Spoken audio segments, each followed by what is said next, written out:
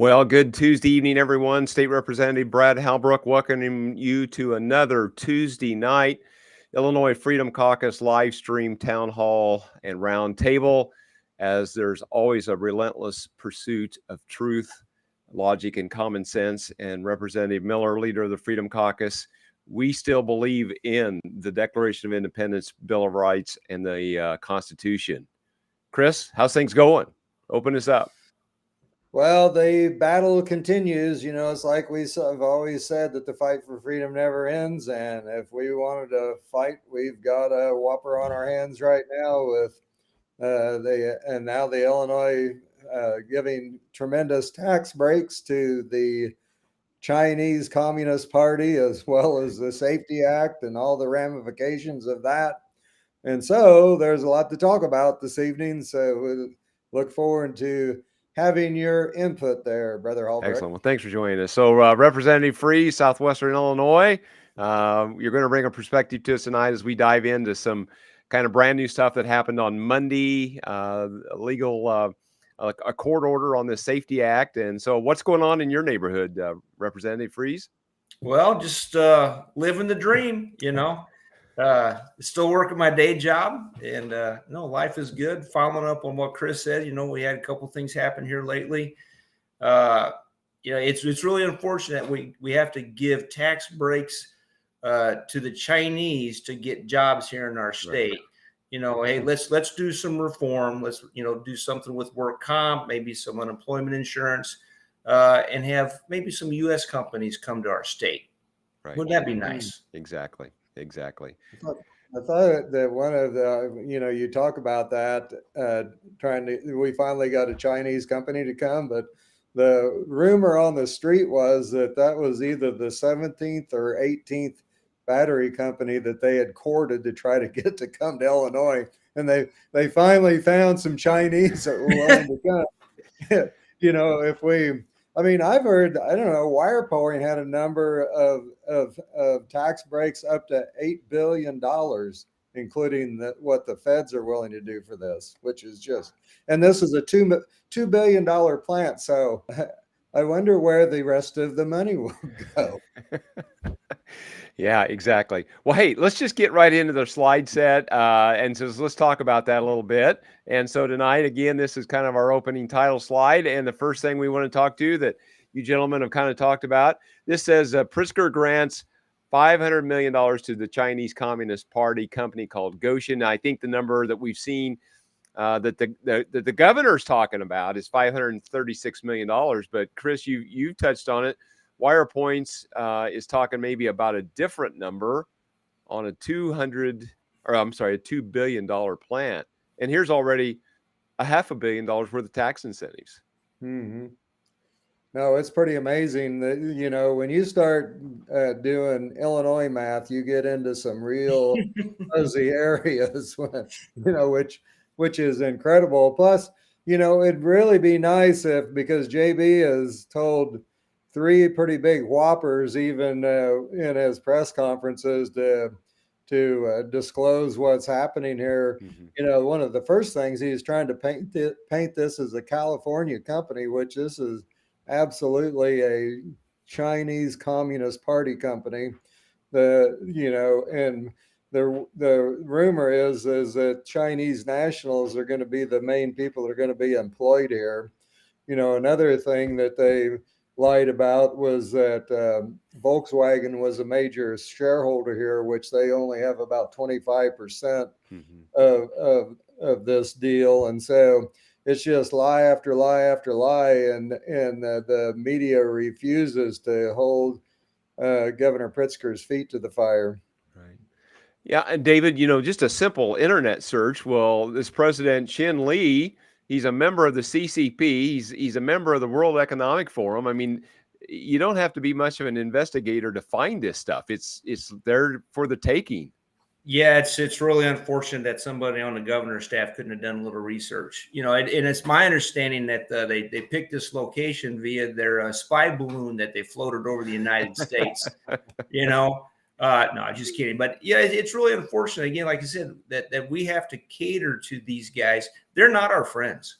Right. They're really not. We're sort of kind of at a cold war with these guys, and we need to do better. We really do. Well, and Chris, you started out, you talked about this was the 17th or 18th or 19th. I want to say there's been like 18 attempts by the governor to lure some kind of a battery manufacturer or some kind of electrical vehicle components. So here's either the 18th or 19th attempt, right? It's closing time. 18 failed attempts, and these guys, the governor goes home with the Chinese communists. Right. It's crazy.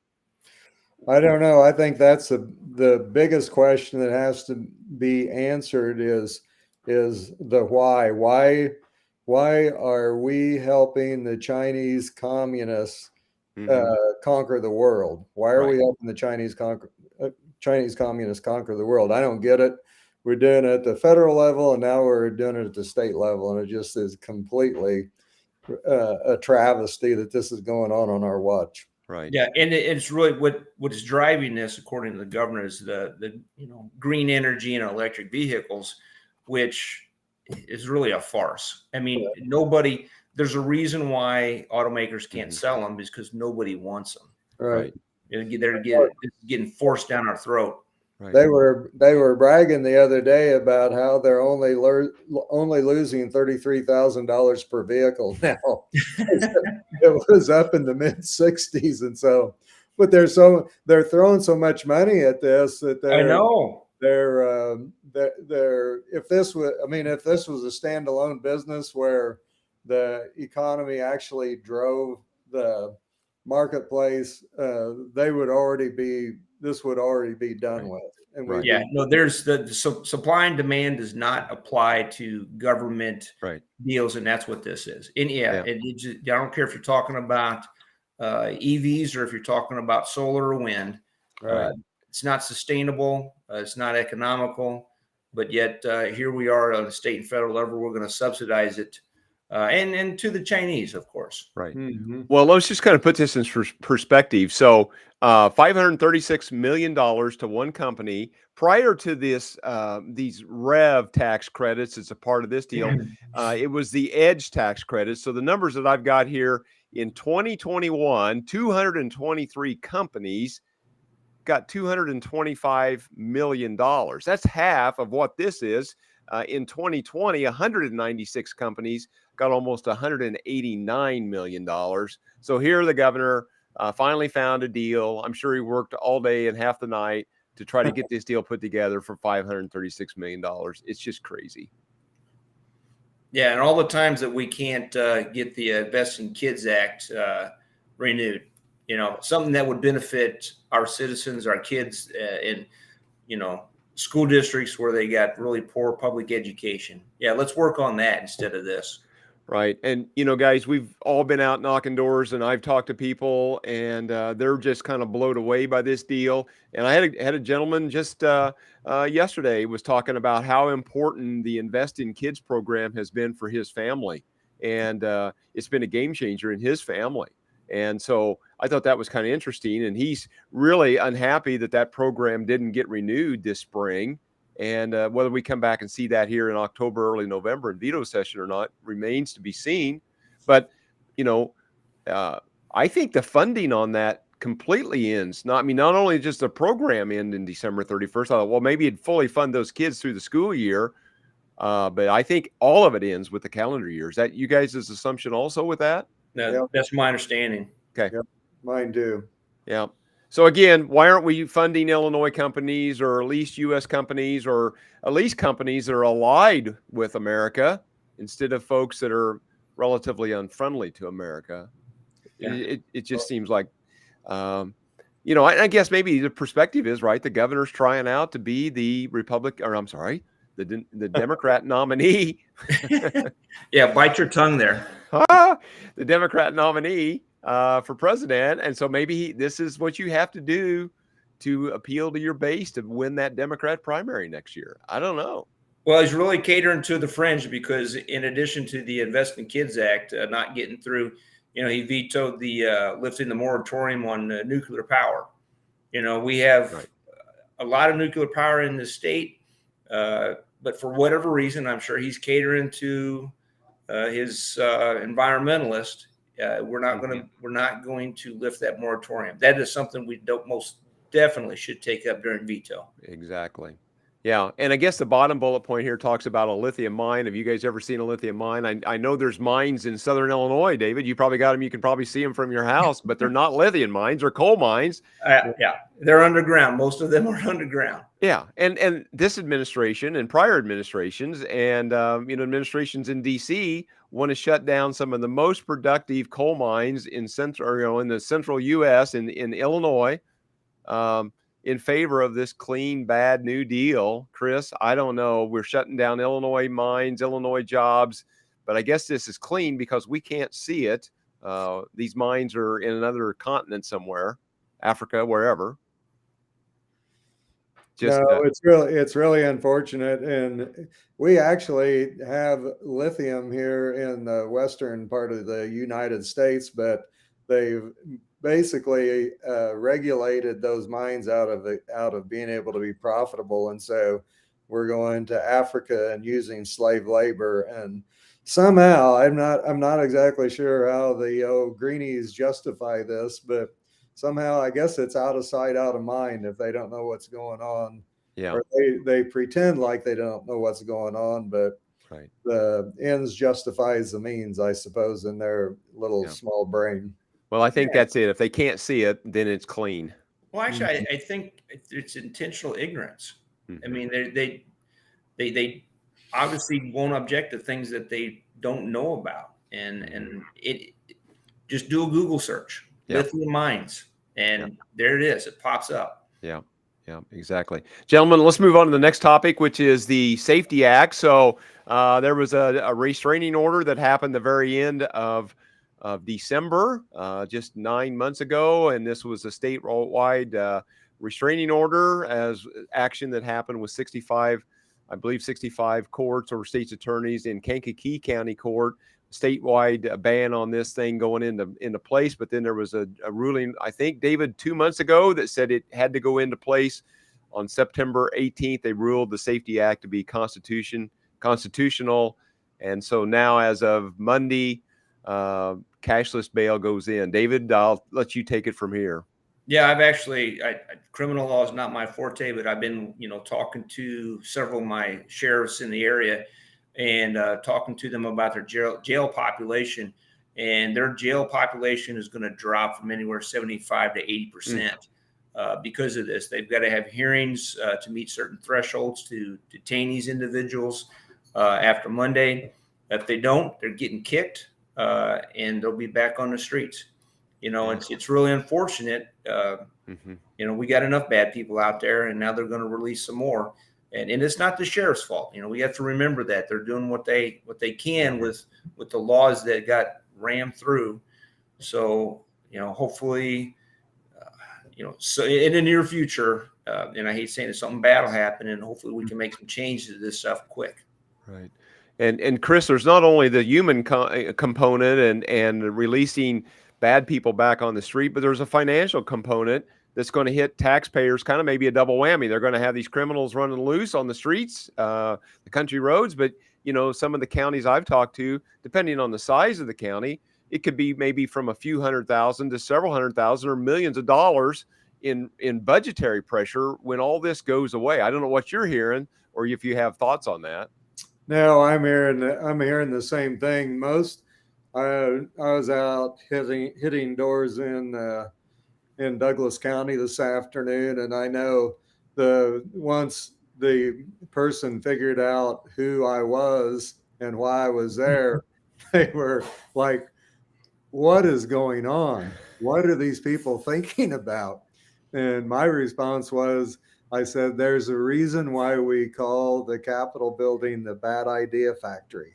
I said, "This is a prime example of why we call it that, and it's another prime example of why we need to quit electing Democrats to fix this mess, because they've proven over time that they aren't going to fix anything, that they're going to screw everything up that they touch, because all they know how to do is tax, borrow, spend, and regulate." And it would be one thing if they had excellent ideas, but this Safety Act is a prime example of how they want to regulate and how they want to govern, and it's an absolute disaster. Yeah, yeah, exactly right. Exactly right. Yeah, well, so we're seeing this play out with the Safety Act. It's now 2.5, a little over 2.5 years old. Been multiple enactment dates, different phases of it. But with the gun ban, and there's some other case or some other legislation that passed this spring that's being litigated. And so, David, we just see this, that they don't care. When we open about how we care about the Constitution, we care about the rule of law, right?